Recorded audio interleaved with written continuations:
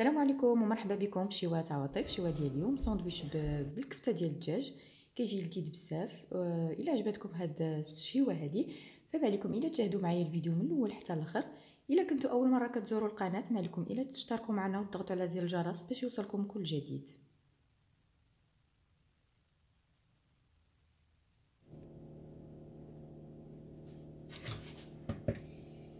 بسم الله على بركه الله. غادي نحتاجوا هنايا واحد الكاس ديال الحليب، يعني هنايا واحد الكاس ديال الماء، كاس ديال الزبده والزيت، يعني 50 غرام ديال الزبده والماء باقي كله الزيت. عندي هنايا جوج ديال البياض ديال البيض، والصفار غادي نخليه باش ندهن به هذوك لي ساندويتش ديالنا. عندي هنايا معلقه كبيره ديال الخميره الفوريه، عندي هنايا معلقه صغيره ديال السكر سنيده، وقليل من الملح حسب الرغبه. فغنبداو على بركه الله. وغادي نضيفوا السوائل مع بعضياتها.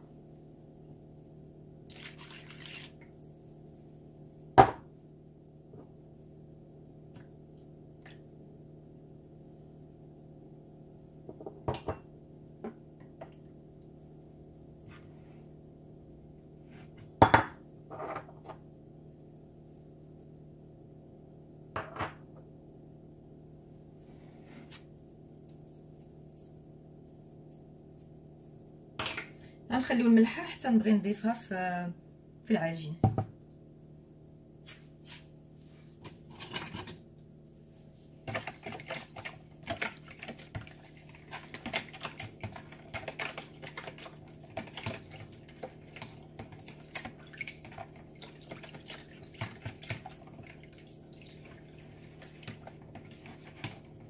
صافي غنخليو الخميره حتى تفاعل لينا شويه، وعاد ندوزو باش نزيدو الدقيق شويه بشويه.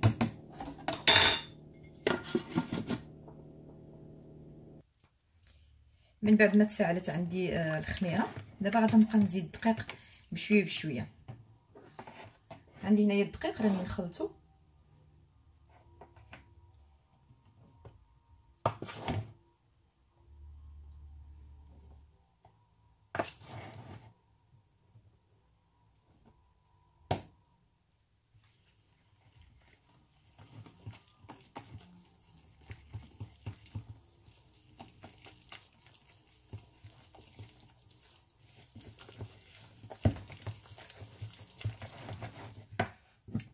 نزيد شويه ديال الملحه،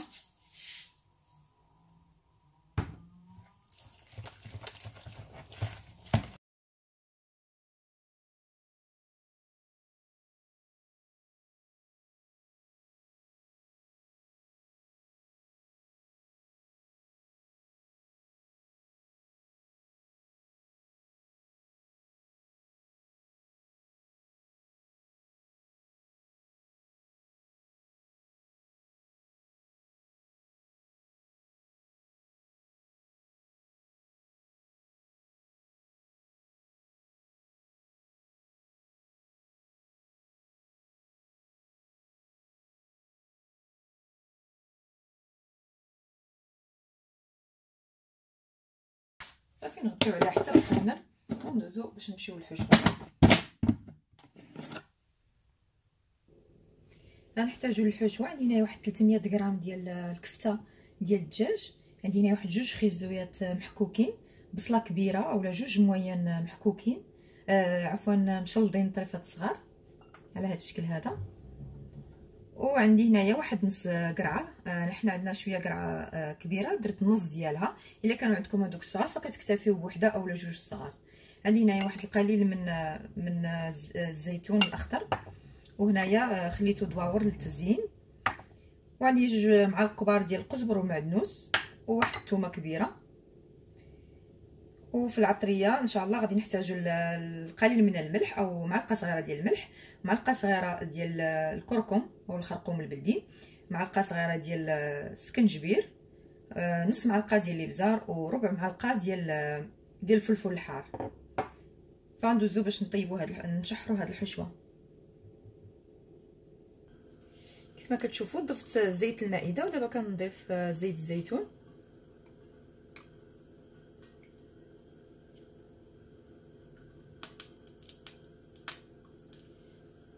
صافي غنشحروا البصله هي الاولى.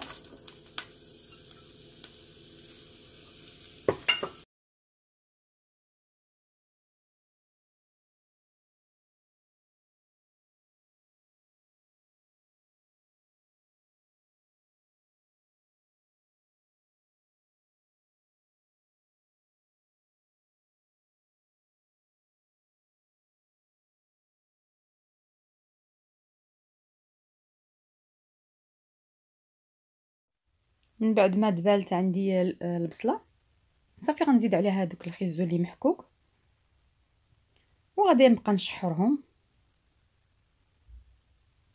ونزيد هذيك القرعه، يعني غنبقى نزيد حاجه بحاجه يعني، ونسد على هذيك الخضره حتى طيب تنحس بها بلي راه طابت. وعاد غادا نزيد عليهم هذيك الكفته ديال الدجاج.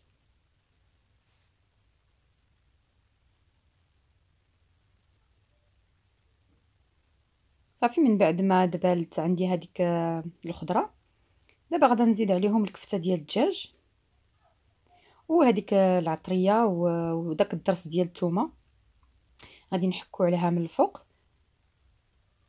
ونخلي القزبر والمعدنوس حتى كطيب عندي الحشوه كامله، عاد كنزيدو من الفوق باش كتبقى ديك النسمه ديال الربيع والمعدنوس في الحشوه. صافي ونخليها حتى كتبرد على خاطرها.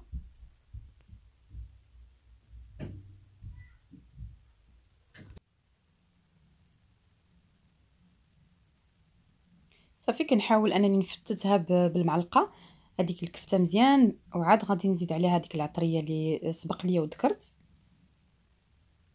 والزيتون مقطع طريفات صغار، زيتون اخضر.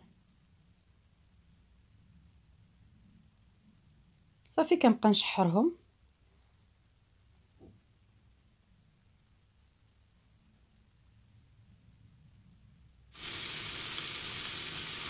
كيف ما كتشوفوا هذيك الكفته صافي راها يعني ولات قطع صغيره.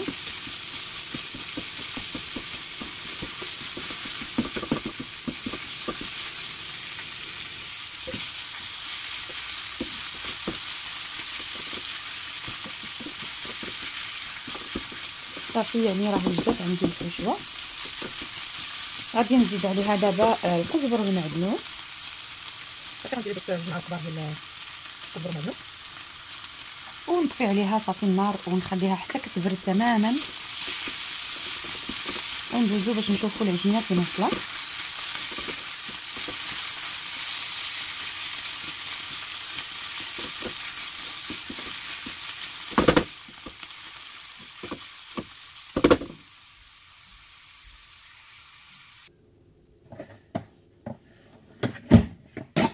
دابا غنشوفوا العجينه كيف ما كتشوفوا خمرات، واخا ما خليتهاش بزاف كتخمر. سمحوا لي هنا كنتقطع ليا شويه، كنتقطع ليا الفيديو شويه. فهنا انا هنايا راني بديت واحد تقريبا واحد جوج ولا ثلاثه. صافي كنكورهم كيف ما كتشوفوا بحال الشكل ديال المسمن، وكندهن سطح العمل بالزيت اولا بالدقيق، يعني نتوما لكم الاختيار، انا كنفضل ندير الزيت.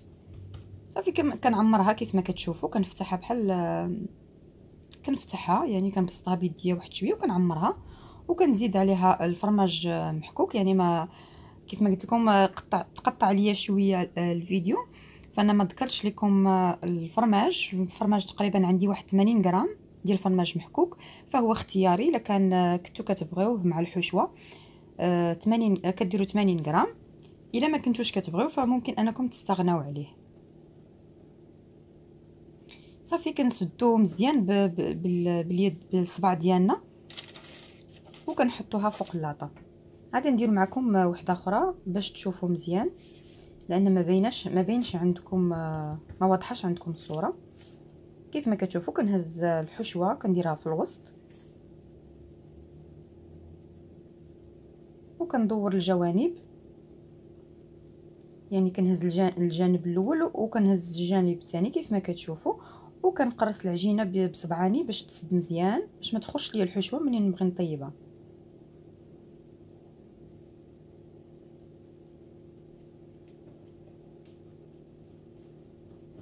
صافي كندورها هكا بشويه بيديا باش تعطينا الشكل ديال الساندويتش ونحطها في اللاطه.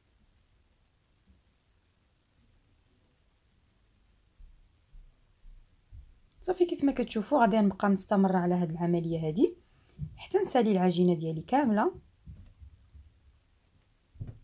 وندوزو باش ندهنوهم بصفار البيض.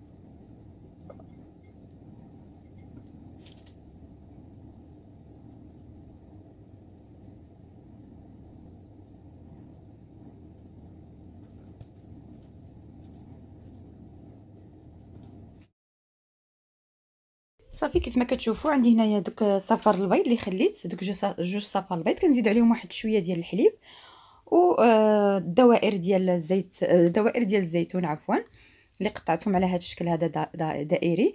فكنحطهم فقط للتزيين، يعني ممكن تستغناو عليهم كيف ما كتشوفوا على هذا الشكل هذا.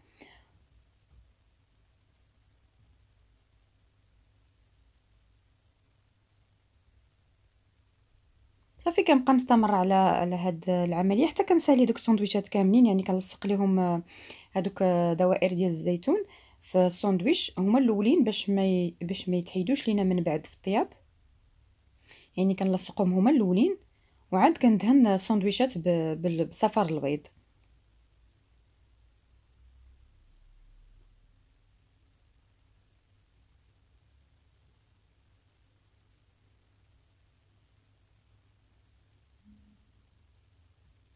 كنحاول نضغط عليهم بصبعي باش يشدوا البلاصه ديالهم مزيان. صافي كندهن دابا بصفار البيض وهذاك شويه ديال الحليب باش تحيد لينا ديك الزفوريه ديال الصفر ديال البيض.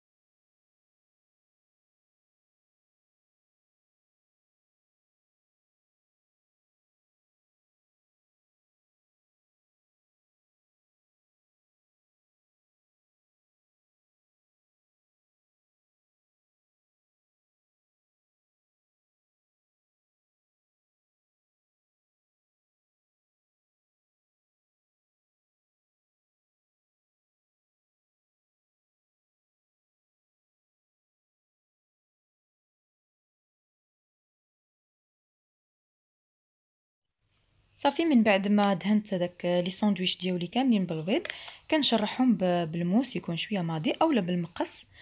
صافي كنشرحهم كاملين وكندخلهم للفران. يكون على درجه الحراره 180 درجه. فكنتمنى ان هاد لي ساندويتش هادو تجربوهم لوليداتكم كيجيو رطبين.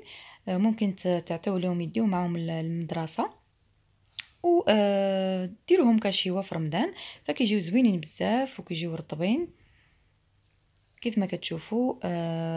من بعد ما خرجتهم من الفران فهذا هو الشكل النهائي ديالهم. كنتمنى ان هاد الشيوه هذه تنال الاعجاب ديالكم وتجربوها في البيوت ديالكم. دمتم في رعايه الله وحفظه، والى فيديو اخر ان شاء الله.